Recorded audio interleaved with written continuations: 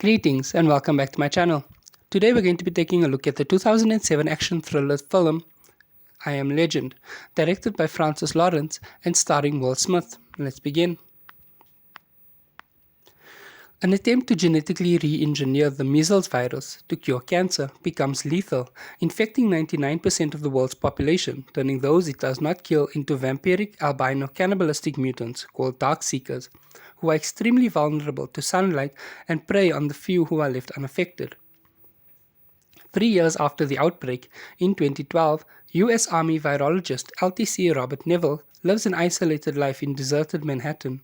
Unsure if any other uninfected humans are left, Neville's daily routine includes experimenting on infected rats to find a cure for the virus, searching for food and supplies, and waiting each day for any survivors who might respond to his continuous recorded radio broadcasts, which instruct him to meet him at midday at the South Street Seaport. Flashbacks reveal his wife Zoe and daughter Marley died in a helicopter accident during the chaotic evacuation of Manhattan as the military was enforcing a quarantine of the island. Neville himself stayed behind with the other military personnel. Neville's only companion is his German shepherd Samantha, or Sam, and to cope with his loneliness, he regularly talks to some mannequins and the characters on film recordings from video stores. At night, he barricades himself with Sam inside his heavily fortified Washington Square Park home to hide from the Darkseekers. One day, as Neville hunts a deer, Sam pursues it into a dark building. Neville cautiously goes in after her and locates the deer's corpse along with Sam, but discovers that the building is infested with Darkseekers. Both escape unharmed, and the attacking Darkseekers are killed by the sunlight.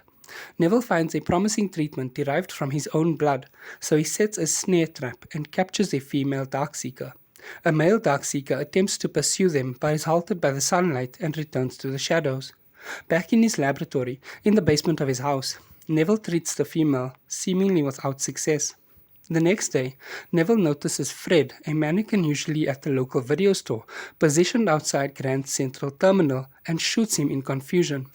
However, Neville realizes he is being watched by the Darkseekers from within nearby buildings. As he approaches Fred's body, he is ensnared in a trap similar to the one he used to capture the female Darkseeker set by the Darkseekers, and is rendered unconscious after hitting his head.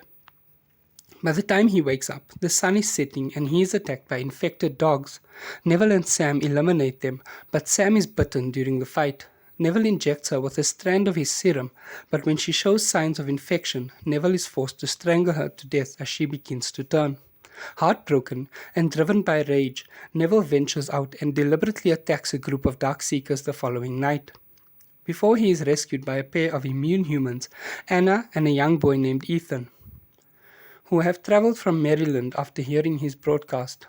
They transport the injured Neville back to his home, where Anna explains that they survived the outbreak aboard a Red Cross evacuation ship from Sao Paulo, and are making their way to a survivors' camp in Bethel, Vermont. Neville argues that no such survivors camp exists. As he continues working to cure the female Darkseeker, Neville theorizes that by lowering her body temperature with ice, he can increase the treatment's potency. The next night, a group of Darkseekers who tracked Anna and Neville the night before invade the house.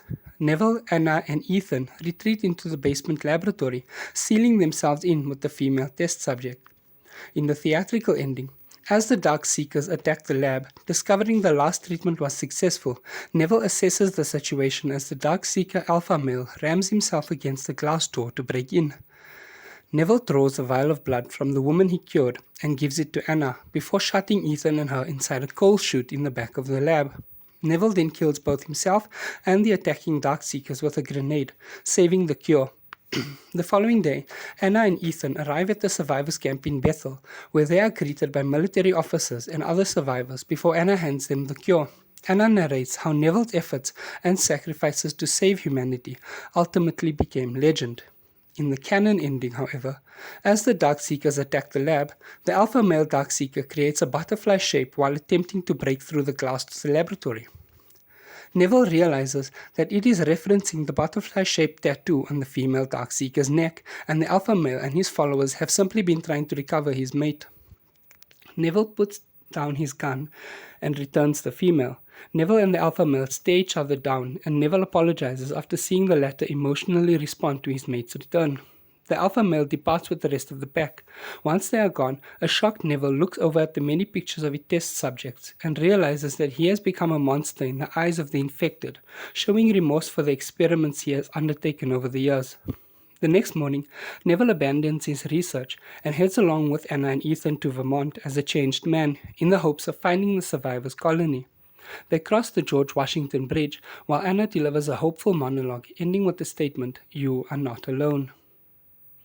If you enjoyed this film, please give it a thumbs up, leave a comment down below letting me know which movie you'd like to see me do next, and thank you for watching.